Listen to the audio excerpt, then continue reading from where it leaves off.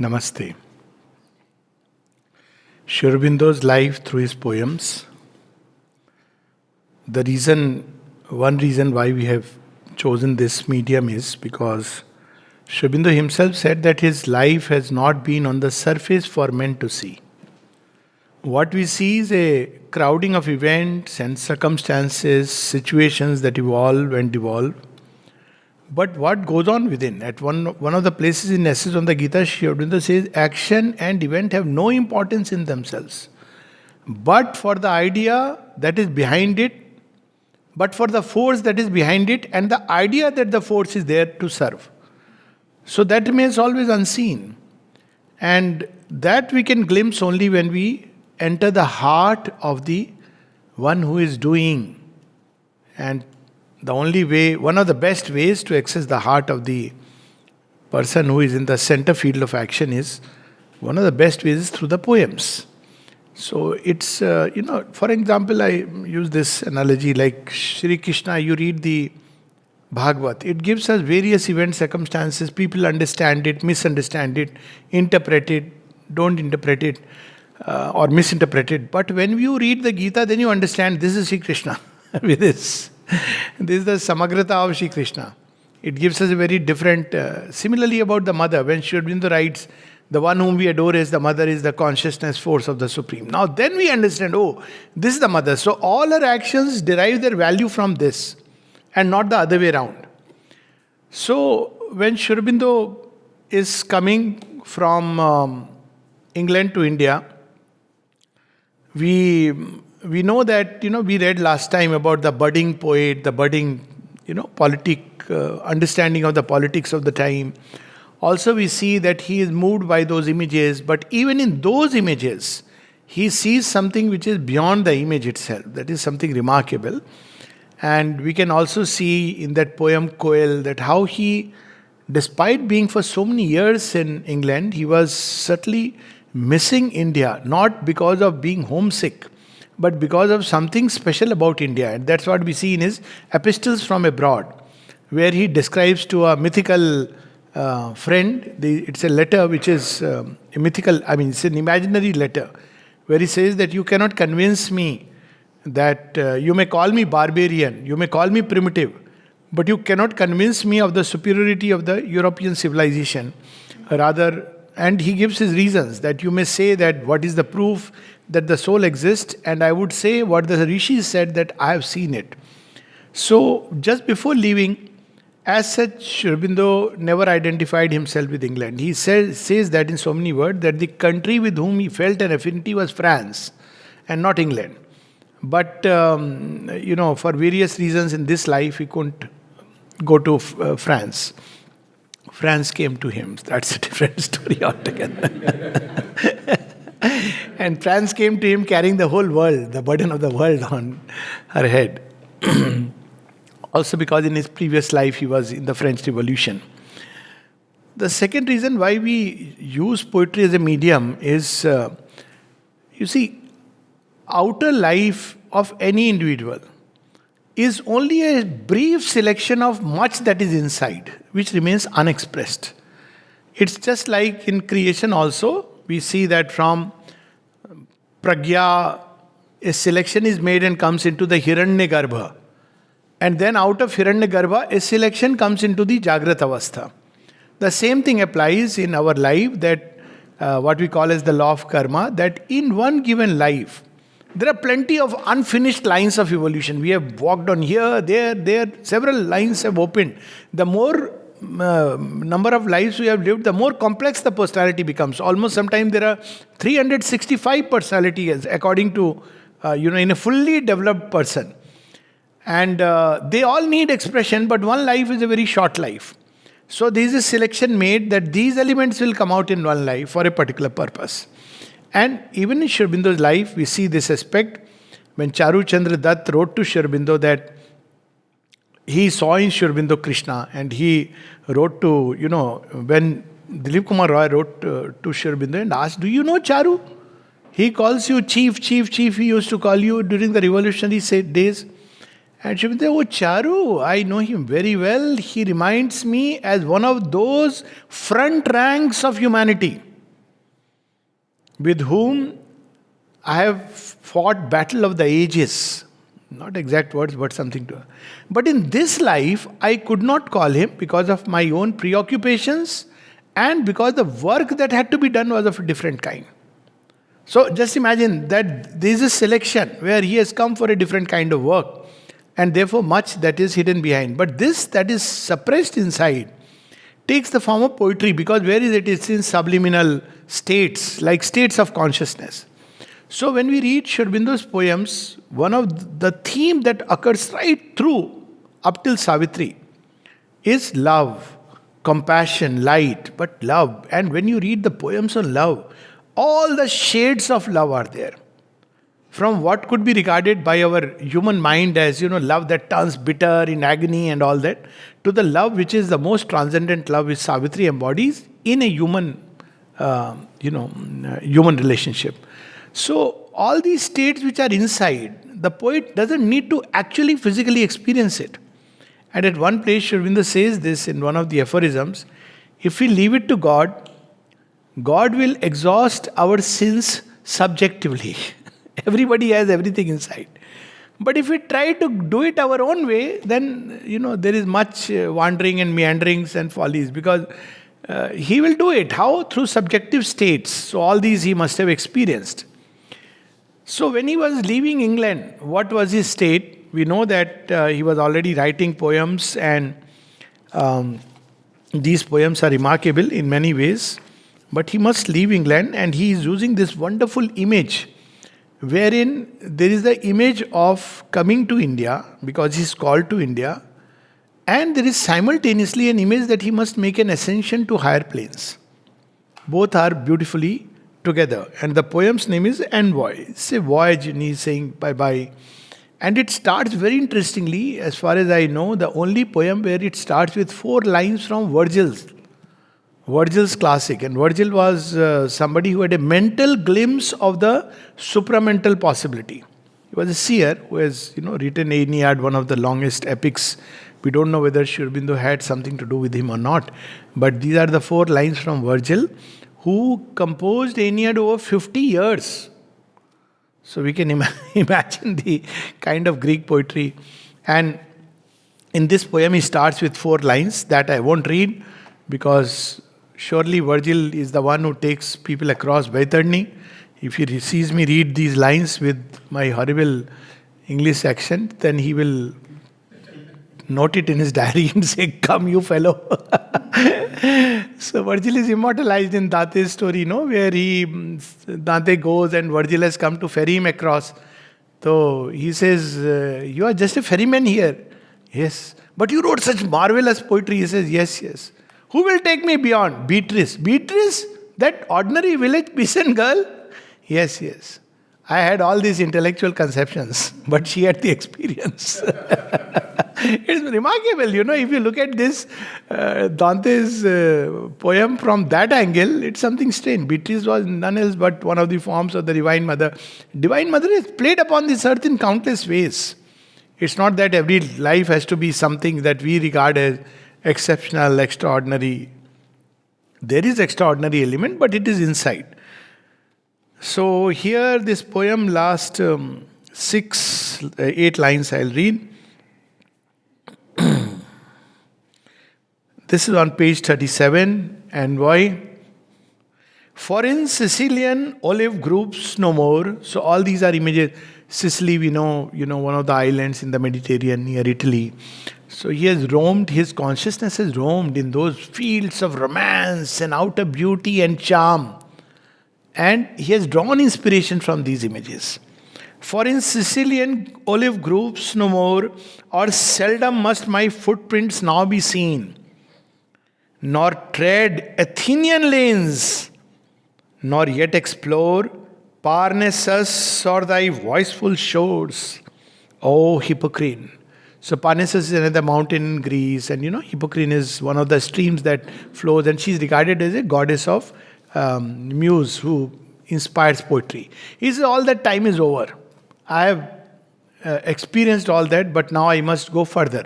And what that further is, at one level, we see a higher plane of inspiration. At the same time, Me from her lotus heaven Saraswati has called to regions of eternal snow. So this is the first Adesh, if I may put it. Sri Aurobindo, that's why often what Sri Aurobindo has said is most important, but what he has not said is also there which we don't know. He has been called to India. Me from her lotus heaven Saraswati has called to regions of eternal snow. Himalayas, at the same time, it is sublime purity, eternal snow.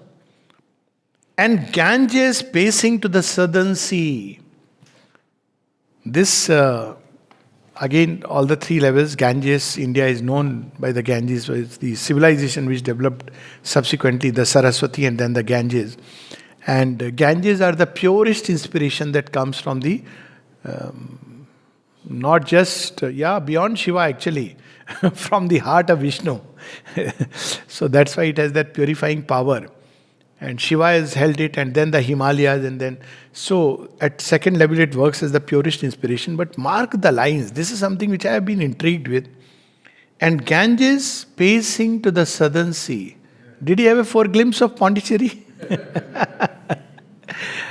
Because in the Indian mythology, Sagar is regarded as a form of Ganges. And the story goes that when Sagar had, he was wanting to have the Ganges to purify the sons who had died.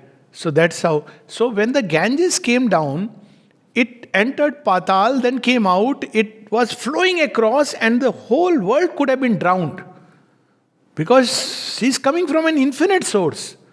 So what to do? They didn't know what to do. So there is a whole story about a demon and all that, but to cut the story short, spaces were created upon earth in which the Ganges could drain.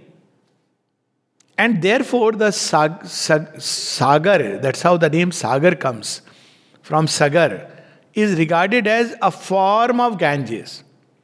And where does Ganges flow? Into which Sagar? Into the Bay of Bengal. So it is, interesting that Sri Aurobindo is born by the side of, their Bay of Bengal, and eventually the Bay of Bengal. This is a kind of Ganges. It's actually, in the Puranas, it's known as Ganges. And only the name Sagar is given because of the Sagar's efforts. And Ganges pacing to the southern sea, Ganges upon whose shores the flowers of Eden blow. So flowers of Eden are the purity of all life. They are living powers of the soul purity, flowers. And Eden, where there is no sin. All is innocent, all is holy, all is pure. So these 4 lines, he is called to India. Me from a lotus heaven Saraswati has called to regions of eternal snow. And Ganges pacing to the southern sea, Ganges upon whose shores the flowers of Eden blow. Now we know that he came through the ship and all the events that happened in the course. It had to happen that way, that his father received a telegram that the ship has drowned, but Sri Aurobindo was on another ship. And he died with Sri Aurobindo's name on his lips. So Sri Aurobindo has landed on the shore of India in Apollo Bandar. Ordinarily, when one lands up with all these, chaos, confusion, and he says that the first thing that he experienced was a vast calm descending upon him. And he says it was the gift of Mother India to him. That moment onward, the darkness that he had carried to England left him completely. So that was the moment, as if just the entry on the Indian soil had this wonderful effect, marvelous effect. And after that, he joined the Baroda State Service, the Maharaja. And as I said, it's not the outer details, but I want to focus more on the inner. So outer details are anyways there, all over in various biographies. But the interesting part is when Sri Aurobindo comes to Baroda, what does he do? How does he start going about his mission? Now, there is a very beautiful saying in English that fools tread where angels dread to step in. So we see people immediately picking up a jhanda and rushing on to action. But Sri Aurobindo is not like that. He teaches us to go behind, gather strength, harness your energies, purify them, refine them, prepare yourself, then plunge into action. So we see that there is 10-year, 11-year or 12-year period, or in fact 10-year period, because 1893 has come, 6 February, and 1902 it can be said that he plunged into politics at one level and then continued till 1910. So we see those years of silent preparation. But how was he preparing? So we are told that Mahatma Gandhi took a voyage when he came from South Africa and he wanted to experience Indian life. So he went into a third class carriage and sitting with the, Harijans or whatever. So he went around the ordinary folks to understand what ordinary people are. But Sri Aurobindo took a reverse route. He went within, into the heart of India, into the core of what it meant, into its soul, to understand what India is. So India is not about this person or that person. Even if all the human beings were not there, India would remain a goddess. And she can always bring up great civilizations out of her bosom. So he plunged inside the Vedas, the Upanishads, the Gita, and that we find several places in his writings. But there is one or two poems where he brings out that ethos of India. So one, of course, which I will not read today, is there are 3 poems on Radha. One of them is on Radha, where it's very interesting, fascinating poem. We'll read the Ganges, but just for those who want to read, where he says that Radha is telling Krishna that, you don't understand my suffering. So in next life, you are going to become the maiden. And I'll become the man. And you will run around me and I'll lure you and leave you. Then Sri Aurobindo's poem on who? No, on Krishna. Lures us, then leaves us weeping. Again he lures us. Awakens love in us. Again he leaves us weeping, because that's how we are ready for the delight. We can't be ready for delight just in one leap. So this is his way, technique. So Radha says, next life I'll be the boy, you be the maiden. And you experience life as I have experienced this, Radha. It's an amazing poem. But I don't know, I feel tempted to read. But anyways, I'll come to the Ganges. It's a very difficult to navigate book for some reason. Where is the Ganges? where are the page?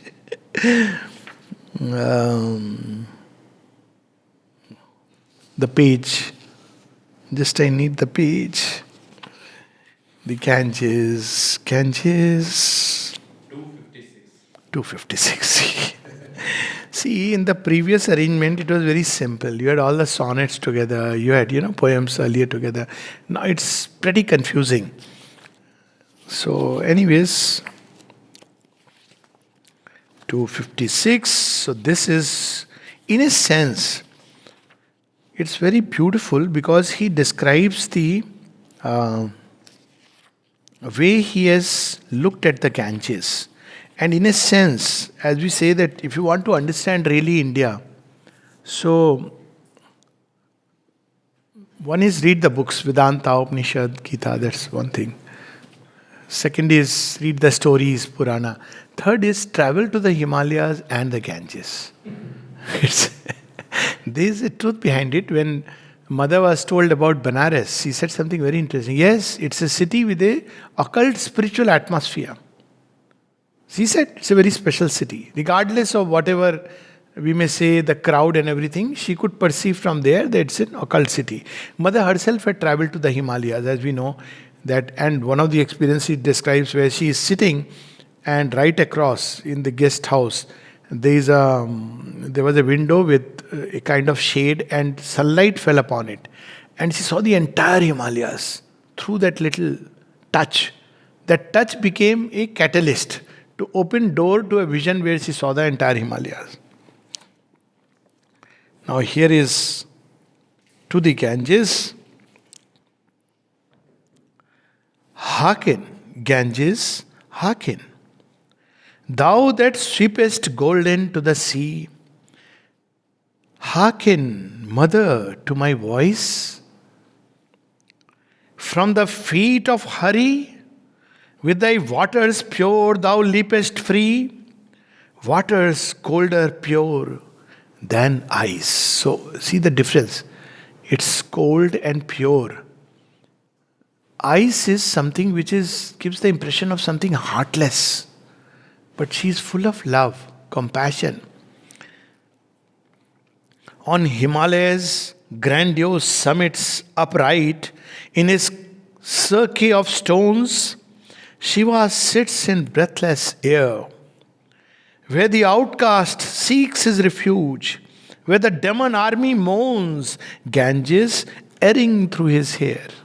So you see, when we see this image of Ganges in a poem, Sri Aurobindo describes a kind of quintessence of India and its culture and what he had gathered. So the purifying stream of the Ganges, the grand majestic Himalayan summits to which the rishis went, one of the ideals of Shiva, the hermit of hermits, sitting in an air where even life could not be.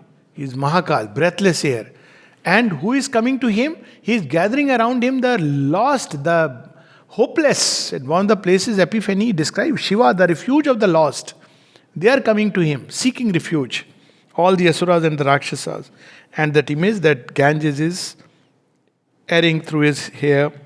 Down the snow white mountains speeding, the immortal peaks and cold crowd thy waves, untouched by man. Man has not reached that purity. From Gangotri through the valleys next, their icy tops were rolled, bursting through Sivadri ran. So he's describing the course, and this is actually because Sri Aurobindo's life, it was descent of another Ganges, the supramental Ganges, which will not only purify but transform. So he's describing the course and also describing the state in which he has to enter. That state where dying one continues to live. He describes in book 1, Canto 5 of Savitri, that he dared to step into that magic place where nothing made could live, where breath stops, and yet he dared to enter. So there, because unless one enters into that state, it is impossible to receive that stream, and he wanted that stream to come down on earth. In Benares, stainless city by defilement undefiled. This is marvelous. God whose glory is undefiled even by defilement. That's why he is God. Who can defile that stainless purity? Ghats and temples, lightly touched with thy fingers as thou ranst, laughed low in pureness like a child, to his mother's bosom clutched.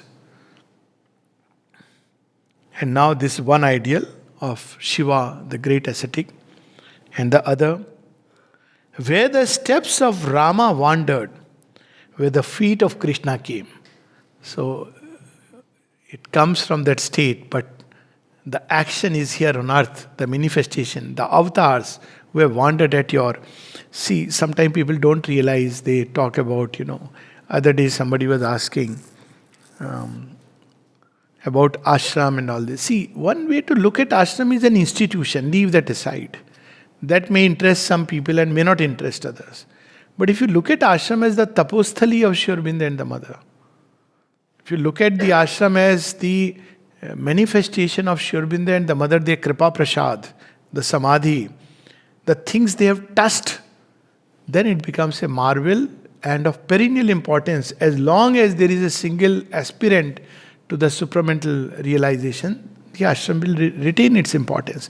Because it's not about the institution. Institutional frameworks will rise and fall and change. It's not really so important. Its importance is only that keep the place as much intact as you can. But the tapasya and the vibration will be there perennially. So Sri Aurobindo is recapturing those lost footsteps of Rama and Krishna, where the steps of Rama wandered, where the feet of Krishna came. There thou flowest, there thy hand clasps us. Bhagirathi, Janvi or Ganga. So these are names of Ganges. We know Bhagirathi because of Bhagirath Rishi, and Janvi because the Rishi Janu, where she turned, who took her in his mouth and then brought her out. It's a very symbolic story. Janvi or Ganga. And thy name holier makes the Aryans land. So this is how This land is known as the land of the Ganges. What does it mean? It's the land where you can really be purified and redeemed. You don't need a holy water from outside to be sprinkled. This land is touched by that holy water and the feet of God. So it's holiest of holy. But thou leavest Aryavarth, but thou leapest to the sea in thy 100 mighty streams, nor in the unquiet ocean vast thy grandiose journeying seas. Mother, say thy children's dreams. So entire this yoga, that this you cannot till the very patal roots which are in the subconscious are struck. So ocean is always the symbol of the world forces. So it enters into these spaces. Down thou plunges through the ocean. Far beneath its oozy bed in Patal's leaden gloom. Mourning over her children pain, our mother, Ganges of the dead, leads our wandering spirits home.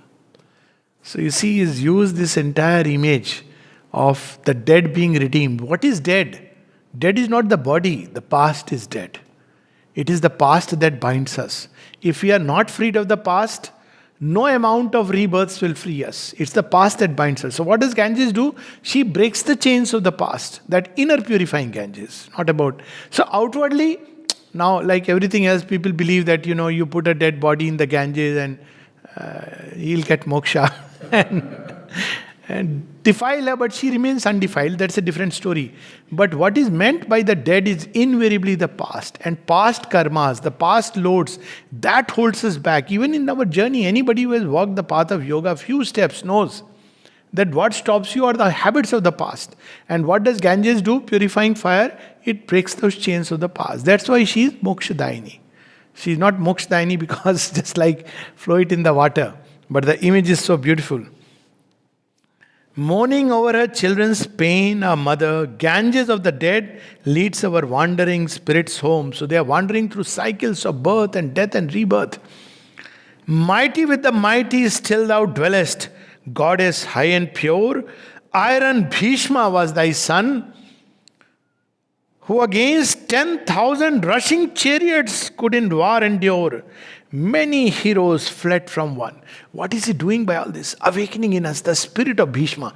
Sri Aurobindo describes Bhishma and Sri Krishna when he speaks of the original Karma Yoga. He says what we are practicing is not Karma Yoga. The original Karma Yoga which Bhishma and Krishna practiced, that was the Karma Yoga of the Aryabhumi, not the way we have understood. So he says, your son who is purified from your waters, born of your waters, and what a capacity. So he is asking the Aryan children to become like that. 10,000, and he says in another one of the letters to Barin, I am not interested in tens of thousands of people. I want 100. Where each one of you who stand, there are hundreds who gather to your voice. That's exactly what he writes. So look at Bhishma scattering away the darkness. 10,000 armies who fly from one. Devavrat, the mighty, Bhishma with his oath of iron power, smilingly who gave a full joy of human life and empire, that his father's wish might flower and his father's son might rule. Who were these that thronged thereafter? Wherefore came these puny hearts? Now he is looking at his people from that vantage point. Not like, they call them Harijan, that's fine. But in the original, this is India of yore. That's why he says, recover the Aryan spirit. Not just live these teachings, live the Vedas, live the Upanishads, live the Gita in your life. That is what is required. So here in the poem form he is saying, who were these that thronged thereafter? Wherefore came these puny hearts, these small hearts who are worried only about their own little nostrums and their own little selfish advantages? Apter for the clinging slave. Small hearts. Slaves will ask what? Sir, give me little mungfali. That is peanuts. That's very happy. But emperors don't. So he is asking us not great in an aggrandized, egoistic way. When he prays to Ma Bhavani and says that make us great, make our efforts great. Maybe shun the small, the narrow. wrangling, selfish, weak and treacherous, vendors of their nobler parts, sorry food for pyre and grave. This is how he describes the people of, who were these? He describes them. I says, what has happened to India? They are wrangling, selfish people, treacherous, weak, vendors of their noble parts who are selling away their souls. And for what? They become food for pyre and grave. Oh, but these are men of mind, not yet with Europe's brutal mood alloyed. Poets singing in their chains, preachers teaching manly slavery, speakers thundering in the void. Motley were these men of brains. So he says, in spite of all that, they are not yet corrupted by the brutish impulsion of Europe. Look at this. And they are dreamers. Dreaming is not sufficient. You have to have that might inwardly. So this is a long poem. I'll just probably read. Buried are our cities. Fallen the apex dome. The Indian arch in Chittor, the jackals crowd. Krishna's Dwarka sleeps forever. Over its ruined bastions march all the oceans thundering loud. Still, yet still the fire of Kali on her ancient altar burns, smouldering under smoky pall, and the deep heart of her peoples to their mighty mother turns, listening for a titan call. And then he takes the name of Pratapaditya, Sitaram. I mean, it's a whole history in its essence. What Sri Aurobindo gathered as he went through Indian. And at the end, he says, and once more, this Aryavarta, fit for heavenly feet to tread, free and holy, bold and wise, shall lift up her face before the world, and she whom men thought dead, into strength immortal rise. So it's a prophetic poem, and he has foreseen, and he says that from the smoldering ashes of the past, the India of the past is not dead. So it is bound to rise from the pyre and the grave. Not in icy lone Gangotri, nor by Kashi's holy fanes, Mother, hast thou power to save only, nor dost thou grow old near Sagar, not our vileness stain, Ganges, thy celestial wave, Dakhineshwar, Dakhineshwar, wonderful predestined pile, tell it to our sons unborn, where the night was brooding darkest and the curse was on the soil heaviest. God, reveal the morn. So it's, his experiences of that time when he went through the Ganges, when he gathered all this into his heart, lonely heart, I must say, because who could have shared all this with him? And then, why say, lonely heart, what he must be gathering. See, one of the qualities of Sri Aurobindo was ready to renounce the past at one stroke. This is a capacity which is rarest of rare. At least, people renounce some goods outwardly for inner, but to renounce even the inner for something still greater, to renounce individual realization for hastening the collective realization upon earth. This is Sri Aurobindo's renunciation. And that's why when once Nirodha asked him, Sir, you must be busy with the Empyrean. He said, No, I am not busy with the Empyrean. I am into the subconscious mud, because that's where the cleaning is going on. Somebody could renounce it like this. And there is this poem, Epigram. So it in a way summarizes life of Sri Aurobindo in Baroda. In Baroda we know that Sri Aurobindo was living like a completely detached brahmacharin. A sannyasi without the ochre robes and without the pretentiousness of being called a Swami. Because pretensions are... he was wearing the normal dhoti and kurta and whatever was needed, sometimes a suit also. But inwardly he was so detached from the money. He would put the money in the bowl, and whoever servants will take. Direndranath has written a very good... his reminiscences. 2 years he was with Sri Aurobindo as his Bengali teacher. And he expected a suited booted man. And when he saw Sri Aurobindo lying on the mat, he said, "But sir," he said, "why? I am a brahmachari, I am supposed to live like this." So that's the life of Sri Aurobindo. And he describes it in just a very few words. There's a style of writing a poem which is called epigram. If thou wouldst traverse time with vagrant feet, nor make the poles thy limit, fill not then. So he says, if you want really to conquer space and time and go beyond this earth, if that is the aspiration,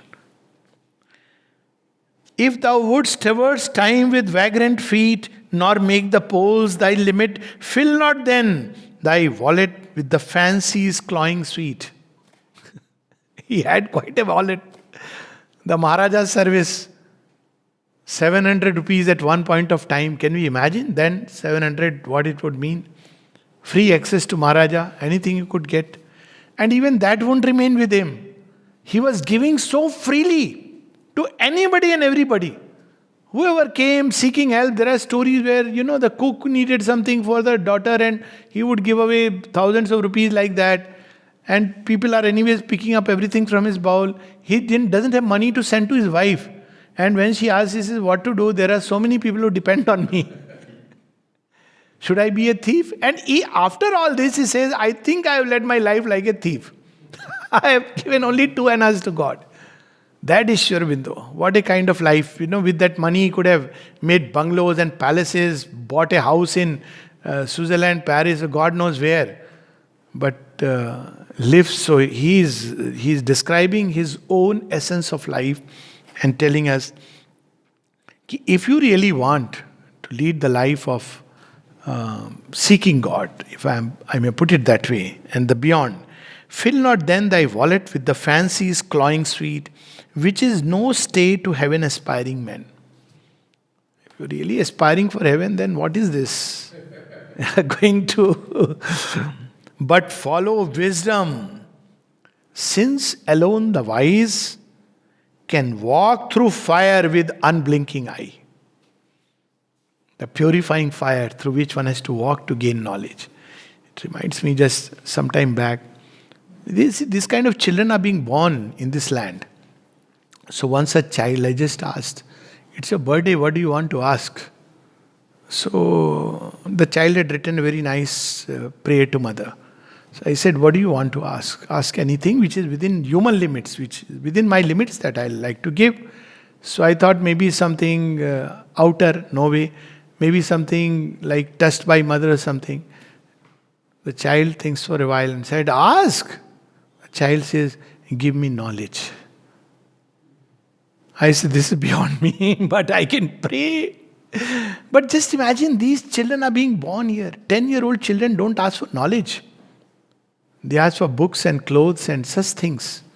So this is the kind of, if you want, then follow wisdom. If really you want, you are aspiring toward the heights, then follow wisdom, since alone the wise can walk through fire with unblinking eyes. Your money and purse is not going to help you.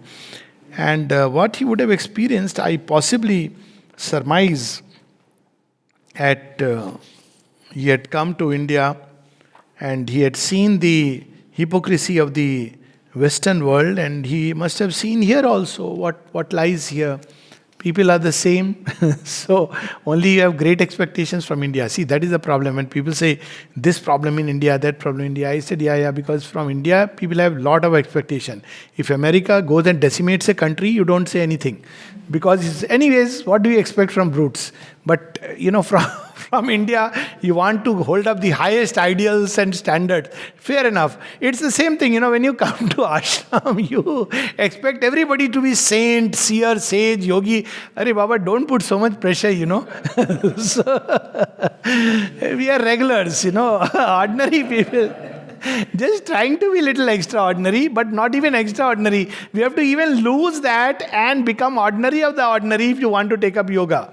That's how all this, we carry in our head, we are someone special. All this they will take away.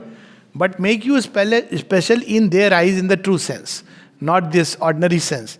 So this is a very beautiful poem Incidentally, he has translated Bhartahari's Niti Shatakam. So there you have many such things. So this is a poem on titled The Just Man. Just. Nyaya. So you have to, the king's main thing is Nyaya. He is known as someone who renders justice. So he has seen the king and he has seen, but how he writes. Where is the man whom hope nor fear can move? Him the wise gods approve, the man divine of motive pure and steadfast will, unbent to ill, whose way is plain nor serves for power or gold, the high, straight path to hold. Him only wise the wise gods deem, him pure of lust, him only just. Only somebody whom gold cannot swerve, whom nothing outward can swerve, ambition, lust, he is free of that. He alone can be just, and he is the one whom gods approve. Though men give rubies, though they bring a prize sweeter than Helen's eyes. This is something amazing. Suddenly the Greek Helen has come. Helen is the goddess of dawn. And of course, she is Helen of the, Paris fame. Ye costlier things than these things were, they shall not win that man to sin. The just man. You can't, bring all these rubies and gold and he will say, okay, for a change, I will sign the document. He will not do that. Though the strong lords of earth his doomed desire, he shall not heed their ire. Even if all the titans, and because people don't like him, don't want him. He is a just man. So their desire is doom.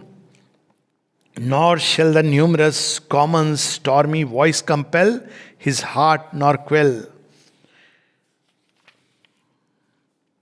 He shall not fear, though heaven in lightnings fall, nor thunder's furious call, nor earthquake, nor the sea, though fire, though floods assail, he shall not quail.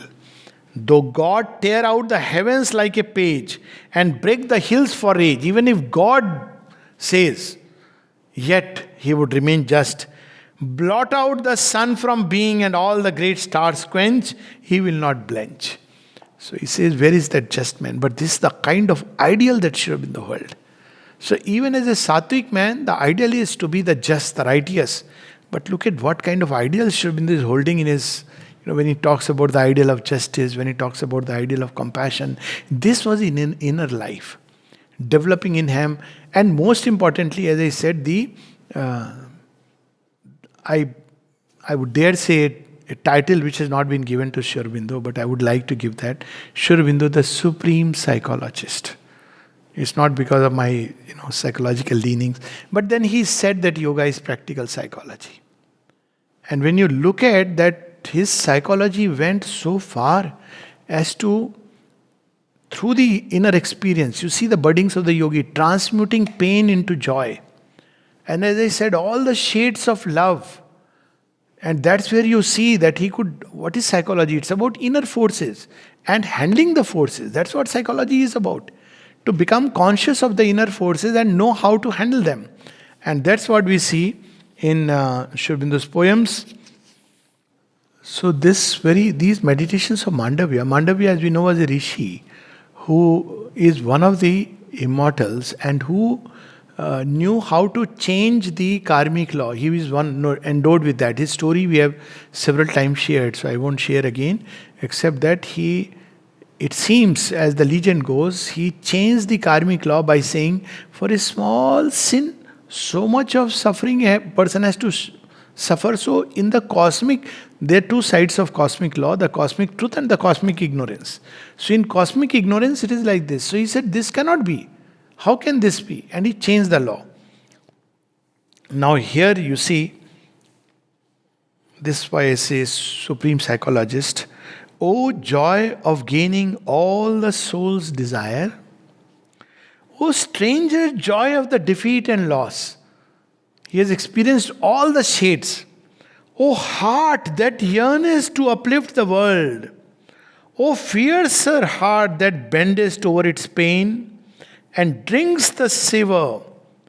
I will love thee, O love, naked or veiled or dreadfully disguised, not only when thou flatterest my heart, but when thou tearest it. This is the love he is embodying. That it's, I want to embody that love. It's actually Raj Yoga. Raj Yoga, you are supposed to practice that every time you get an opposite impulsion, like you have hatred, bitterness, replace it, substitute it with love. This how they, or every time you have anger, substitute it with peace, forgiveness. Nowadays it's become almost, on WhatsApp, Gyan type. But basically, Raj Yoga practice, you have to substitute the opposite shadow by the light. So that's what he is describing. Thy sweet pity I love, and mother's care for creatures, for the joys I love thee that the lives of things possess, and love thee for the torment of our pains. I love you even though you give me pain. Nor cry as some against thy will, nor say thou art not. And then comes these master lines. Easy, what kind of love we should have for the divine? Expecting nothing, wanting nothing, but complete giving of ourselves. Easy is the love that lasts only with favors in the shopman heart. It's easy. Everybody loves like that. As long as you say you're good, you're fine, giving something, love. Who smitten takes and gives the kiss, he loves. Who smitten takes, look at the beauty. There's such a minute psychology, not just giving, takes, receives, and gives the kiss. He loves.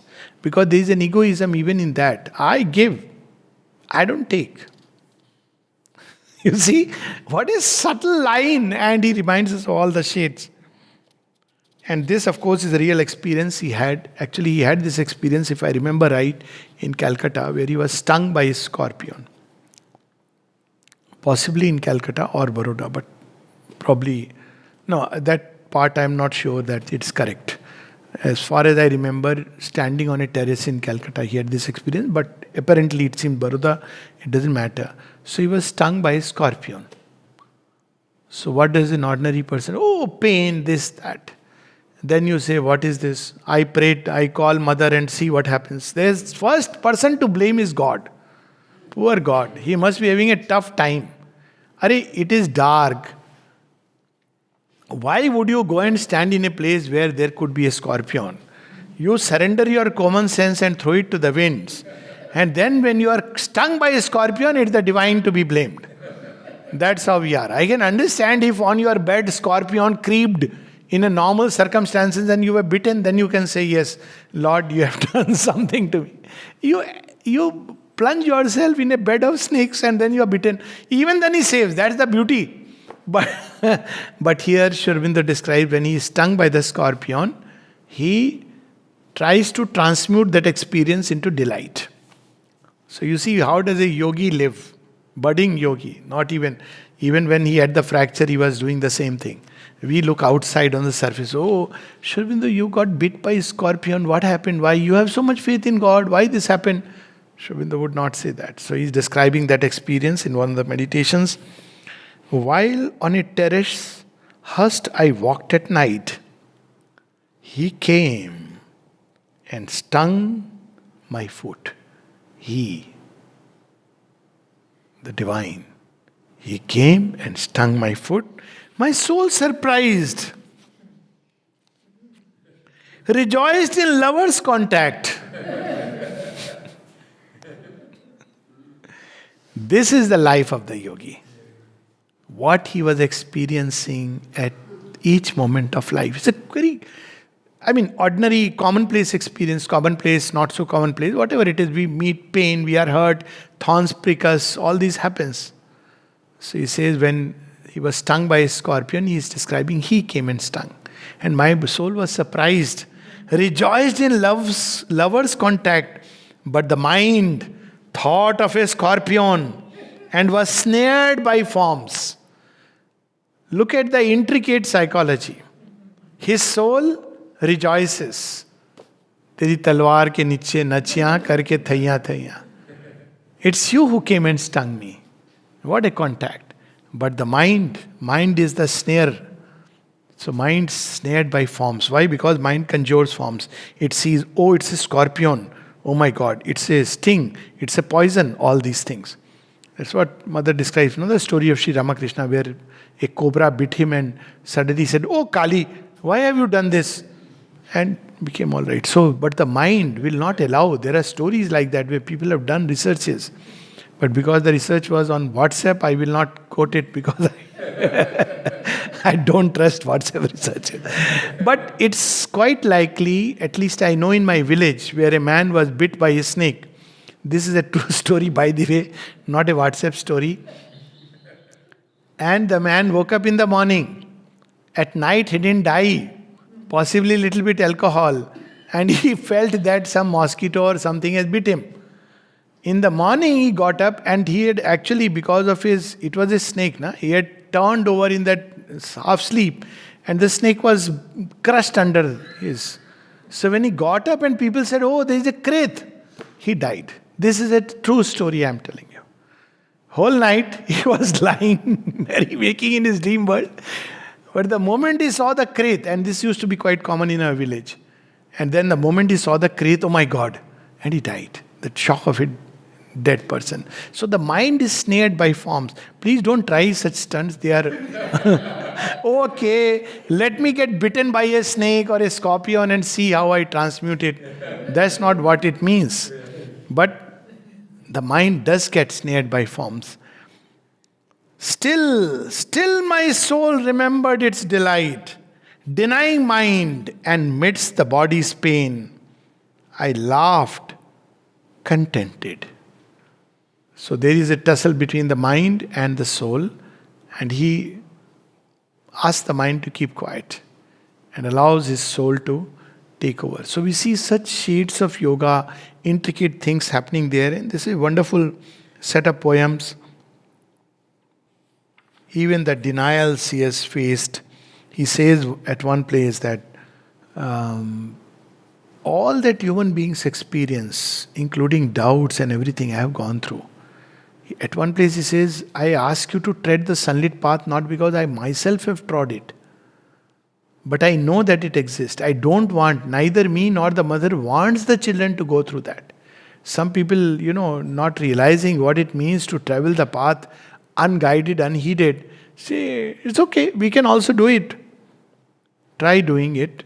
And he goes through all these states. This again, meditations of Mandavya. Lo, I have cursed thee. Lo, I have denied thy love, thy being. Strike me with thy rod. Convince me that thou art. Oh, leave it not to thy dumb messengers that have no heart. The messengers who say, God is there, Allah se daro, God se daro, who have no heart. He says, no.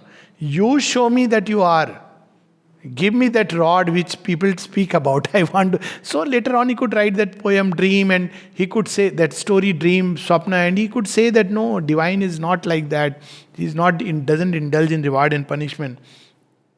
No wrath in the attack, no angered love, no exultation in the blow that falls, the cry that answers, let me feel a heart, even though an evil one that throbs and is against our tears, our pressure and our search. So he is not the Mayavadin, buried of the world and says, he says, I want to feel your heart. Even if it's a monstrous heart, I want to feel you. That is the kind of fire he is carrying. Beware, for I will send my soul across the earth, and all men turn against thee at my word. There is no sign, there comes not any voice, and yet, alas, I know he will return. So these are some of the buddings of Sri Aurobindo's experiences. Then there are many other experiences he had on the mountain when he went, with the king, with the Maharaja of Baroda.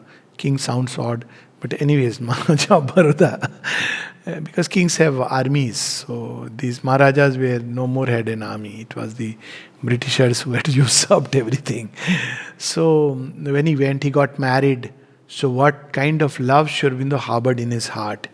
And then about the mountain, what he experienced when he went to Kali temple, and when he went to, when he had that carriage accident, what were those kind of experiences that he had, that we will read next time.